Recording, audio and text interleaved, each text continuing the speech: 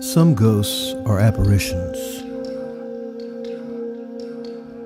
Others are just a part of a place. You may never see them, but you know they're there. You can feel them. This theater has welcomed legendary singers and actors, speechifying presidents. In the great way back, in this building, Civil War officers rolled out maps, drew up battle plans, and contemplated victory. A few of them exited the building horizontal, covered in the colors of conflict. One, the Union General William Sanders, died up in the bridal suite. Another, Confederate General James Clanton, died here too, but 6 years after the war. He got into an argument with a former Unionist and lost for the second time. We don't know how many gunfights happened here. No one kept records back then. We just remember the famous one. Soon-to-be President Andrew Jackson celebrated his victory over the British at New Orleans in this building. Old Hickory, live for one night only.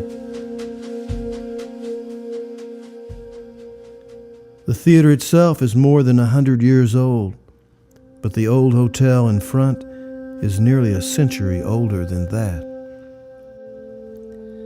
Walk through the main entrance, across the tile floor to the Bijou's ticket window, and you're standing in a 200-year-old hotel that once housed a barbershop, a cafe, and a saloon.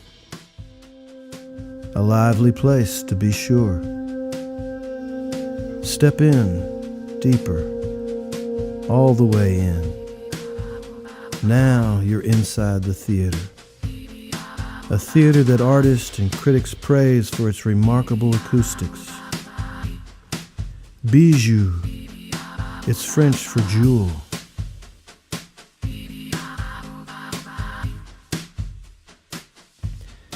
There's a stage, of course, modest, but big enough for just about any performer's ego and talent.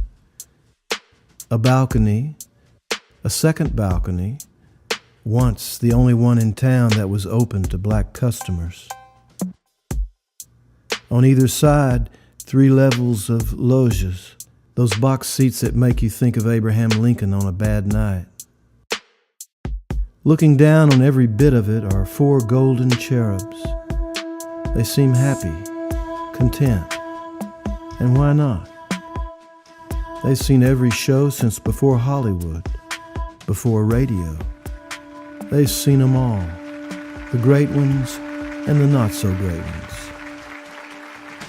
The vaudeville days, when a single show might include a comedian, a singer, an acrobat, a mind reader, and a prestidigitator.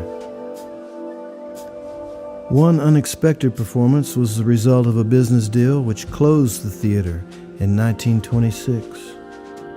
For a couple of years, the auditorium became the showroom of a car dealership.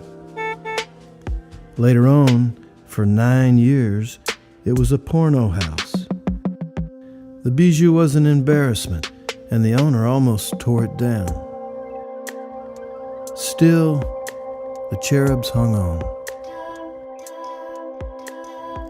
In 1975, a local preservation group known as Knoxville Heritage organized an effort to save the building.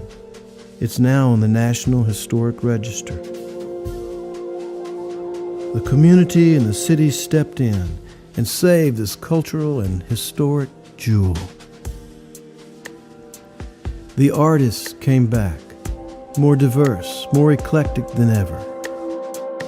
The audiences came back and listened with bigger ears. The Bijou. Hear the ghosts? Say hello to the cherubs.